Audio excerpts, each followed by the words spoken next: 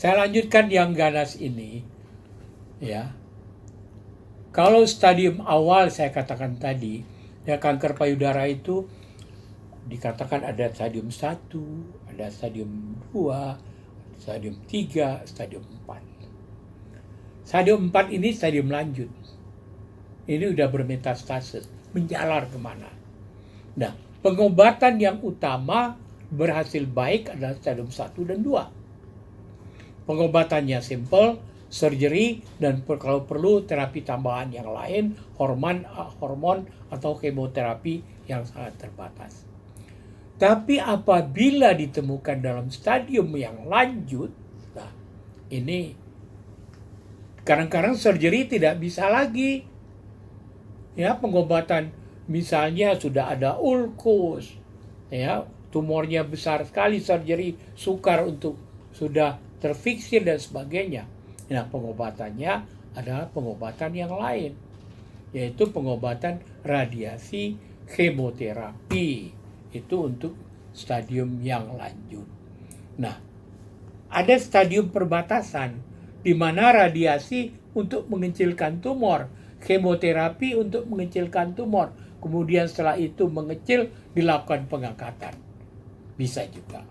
Ya. Tapi itulah kalau pengobatan kanker payudara dengan stadium yang lebih tinggi, dampak mutilasi pada payudara cukup besar. Artinya payudara bisa hilang. Bukan payudara saja, ketiak pun harus dibersihkan karena penjalaran payudara itu melalui kelenjar getah bening. Apa yang dikatakan stadium lanjut pada kanker payudara? Yaitu satu, kanker payudara yang sudah bermetastasis, menjalar ke tempat lain. Ke paru-paru, ke tulang, ke organ-organ tubuh yang lain, ke liver. Itu stadium lanjut. Pengobatannya pertama bukan surgery. Pengobatannya pertama adalah kemoterapi atau dengan radiasi. Jadi kalau sudah menjalar, pengobatan pertama adalah sistemik namanya, yaitu pengobatan kemoterapi atau hormonal terapi tergantung dari tipe tumornya. Kalau sudah mengecil, bisa diangkat, dipertimbangkan oleh dokter, bisa diangkat, bisa dihabiskan, nah baru dilakukan operasi. Nah itu pada stadium yang lanjut. Jadi sebenarnya ibu-ibu sebaiknya menemukan atau datang ke dokter pada stadium dini, karena dampak dari pengobatan ini tidak banyak, tidak serius, tidak mutilatif. Ya. Karena pada stadium 1 kita bisa lakukan operasi yang namanya BCT, breast conserving treatment. Tumornya saja diangkat, kalau perlu kelenjar getah bening diangkat, dilakukan radiasi, kemoterapi, hormonal terapi, tergantung dari tipe tumornya. Jadi tidak hilang payudara yang sangat ditakuti oleh ibu-ibu. Ya, kalau sudah datang dalam stadium yang lebih advance, misalnya stadium 3, apalagi ya stadium 3, ya itu mau tidak mau dilakukan mastektomi, diangkat payudaranya. Ya. Jadi ini yang ditakuti. Nah, sekarang bagaimana ibu-ibu membedakan mana yang segera harus ke dokter, mana yang ini. Nah, seperti saya katakan tadi, kalau fibroadenom itu pada usia muda, dewasa muda. Benjolannya biasanya bulat, batas tegas, mobile, bisa digerakkan. Kalau fibrokistic disease of the breast atau mammar dysplasia, benjolan tidak teratur, kadang-kadang ada, kadang-kadang hilang. Itu pengaruh hormonal tadi. Nah, itu nggak usah takut kalau mammar dysplasia. Yang ditakuti adalah benjolan berbatas, tidak tegas, tidak nyeri, ya, padat benjolannya, sukar dibedakan dengan jaringan sekitarnya. Nah, ini yang perlu ditakuti. Nah, perlu dilakukan pemeriksaan tadi, ya, USG, mamografi, kemudian diagnostiknya harus histopatologi.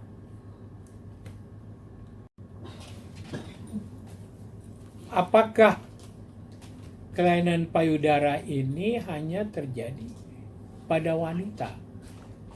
Betul, umumnya adalah wanita karena dia punya payudara yang tumbuh, ya, untuk menyusui anaknya. Jadi memang yang sebagian besar hanya pada wanita. Dan tadi laki-laki ada nggak? Ada juga. Nah, pada laki-laki ditemukan kelainan payudara, umumnya ditakutkan adalah suatu tumor ganas. Tapi jarang terjadi. Ya. Jadi laki-laki pun perlu aware terhadap kelainan di regio payudara. Kalau ada benjolan harus segera dilakukan pemeriksaan. Nah, itu satu. Nah, yang juga tadi saya katakan tumor jinak tapi menakutkan. Gak apa-apa sebenarnya, yaitu Schistosarcoma phyllodes. Tumbuhnya cepat itu. Nah, itu dengan dioperasi saja bisa hilang. Ya. Nah, satu kelainan lain yang juga termasuk dalam kanker adalah apa yang diperhatikan. Kadang-kadang puting susu itu suka gatal. Ya. Puting susu suka gatal, mulai tertarik ke dalam, digaruk bisa berdarah. Itu dikatakan Paget's. Paget's itu adalah SEAK, kanker payudara di puting susu. Nah, ini hati-hati. Ya, ini hati-hati. Bahwa kalau ada kelihatan nipelnya tertarik ke dalam, kemudian ada iritasi, ya, mudah berdarah, itu hati-hati. Harus dilakukan pemeriksaan ke dokter.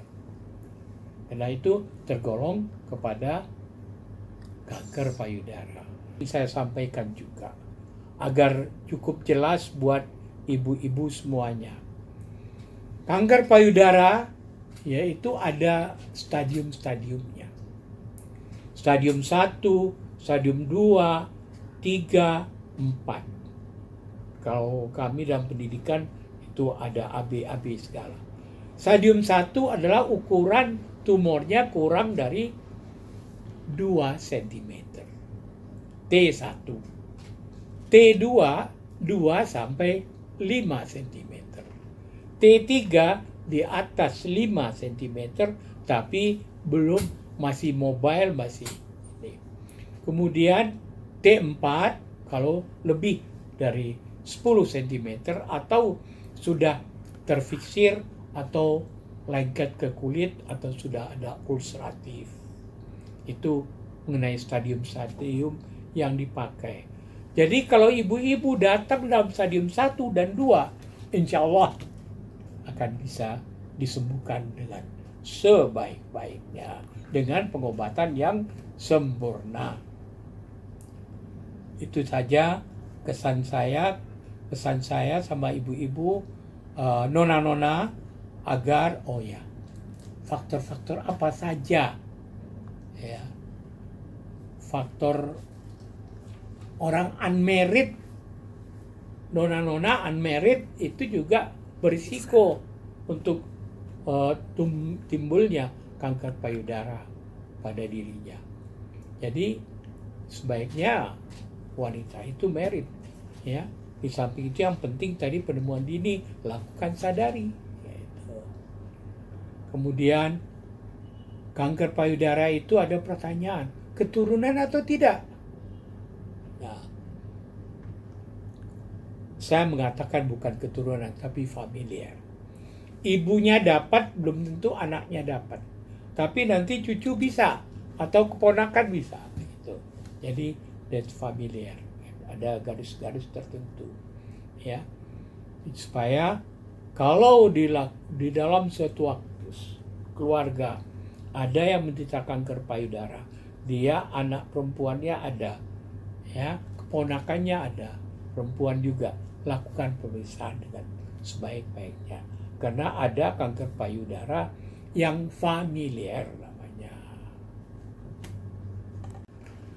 Berbicara tentang kanker payudara stadium lanjut, stadium 4 atau stadium 3, itu memang penyembuhannya lebih susah dibandingkan dengan stadium 1 dan 2. Tapi bukan tidak bisa sembuh. Ya. Cuman pengobatannya lebih bermacam-macam dan costly. Artinya ya, kalau disertai terapi hormonal 5 tahun, kadang-kadang 10 tahun dan macam-macam. Kalau terapi kemoterapi harus dengan kemoterapi juga bertahun. Itu costly, makan biaya yang banyak.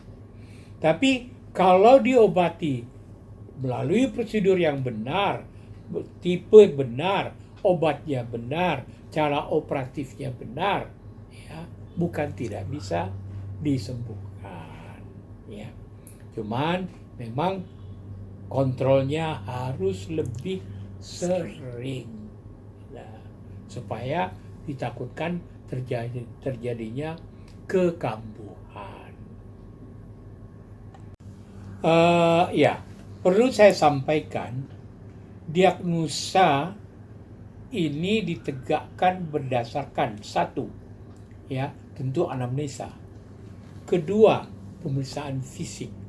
Ketiga, pemeriksaan tambahan radiologi, misalnya röntgenologi, laboratorium dan lain sebagainya. Tapi diagnosa akhirnya adalah dengan histopatologi. Nah, kalau pemeriksaan fisik saya kira perlu dilakukan oleh dokter, perlu dilakukan sadari oleh yang punya diri. Ya. Kemudian pemeriksaan untuk menegakkan diagnosa, di samping pemeriksaan fisik oleh dokter, tadi ada yang dikatakan pemeriksaan untuk breast cancer misalnya, mamografi untuk yang di atas 40 tahun. Itu adalah mamografi, ya, USG dan mamografi. Nah, kalau mamografi itu memperlihatkan kecurigaan pada breast cancer, apa tandanya?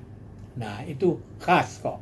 Ya, pada yang CA itu batasnya tidak tegas, kadang-kadang ada kalsifikasi dan sebagainya. Nah, kalau sudah dilakukan itu, diagnosa akhirnya gold standar diagnostik adalah histopatologi, artinya hasil pemeriksaan biopsi. Nah, jadi pada yang early biopsi ini bisa dilakukan dengan needle biopsi atau core biopsi. Tapi kalau yang sudah semakin lanjut, semakin tinggi stadiumnya, ya tidak salah dilakukan biopsi incisional, ya, itu akan lebih memudahkan.